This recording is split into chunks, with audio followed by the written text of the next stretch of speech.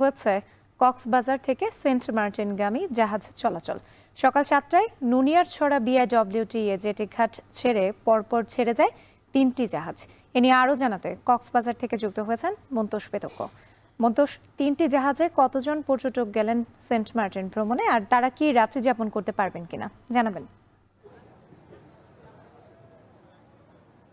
রাত্রি ঠিক 7টায় আসলে জাহাজগুলো যাত্রা করার কথা থাকলেও এখন পর্যন্ত আসলে যাত্রা করেনি। এবং আজকে যে 3টি জাহাজ সেন্ট মার্টিনের উদ্দেশ্যে কক্সবাজারের এই বিআইডব্লিউটিএ জেটিঘাট থেকে রওনা হবে, সেই জাহাজে মোট 1170 জন যাত্রী ইতিমধ্যে নিবন্ধন করেছেন। যেহেতু এবার একটি নতুন নিয়ম চালু করা হয়েছে, প্রত্যেক পর্যটককে আসলে সেন্ট মার্টিন যাওয়ার ক্ষেত্রে নিবন্ধনের প্রয়োজন হচ্ছে। সেই ক্ষেত্রে আমরা এখানে যারা পর্যটক যাচ্ছেন তাদের সাথে কথা বলেছি। তারা যেটি বলছেন যে যারা জাহাজ মালিক রয়েছেন, জাহাজ মালিক কর্তৃপক্ষ যারা জাহাজটি পরিচালনা করছে, তারা কিন্তু এই ক্ষেত্রে তাদের যে নিবন্ধনের ব্যাপার সেক্ষেত্রে কিন্তু তারা সহযোগিতা করছে এবং তারা অনেকটা নির্বিঘ্নে কিন্তু এই নিবন্ধনের কাজটি করতে পারছেন। এবং যেহেতু 2000 পর্যন্ত পর্যটক প্রতিদিন যাতায়াতের একটি বাধ্যবাধকতা আসলে সরকারের তরফ থেকে দেয়া হয়েছে, সেই অনুসারে কিন্তু 2000 জন পর্যটক সেন্ট মার্টিন দ্বীপে যেতে পারবেন, সেই কথা কিন্তু এখানে প্রশাসনের পক্ষ থেকে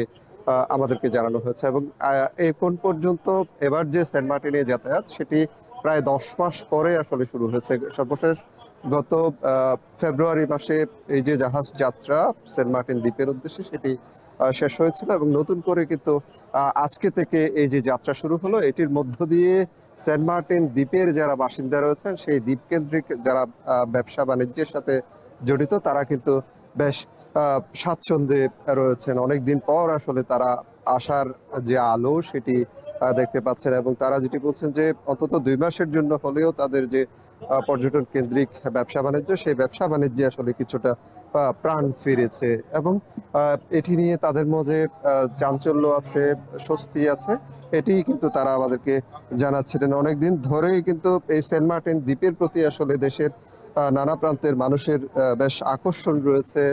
ভ্রমণ পিপাসু মানেই আসলে বঙ্গোপসাগরের বুকে জেগে থাকা এই দ্বীপের প্রতি আকর্ষণ বোধ করেন এবং এই দ্বীপে ছুটে যাওয়ার জন্য আসলে মুখিয়ে থাকেন।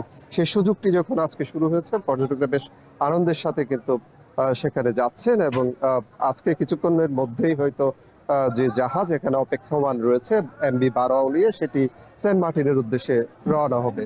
এই ছিল আমার কাছে কক্সবাজারের বিআইডব্লিউটিএ জেটিঘাট থেকে সবশেষ। আজ থেকে শুরু হয়েছে কক্সবাজার থেকে সেন্ট মার্টিনগামী জাহাজ চলাচল শুরু।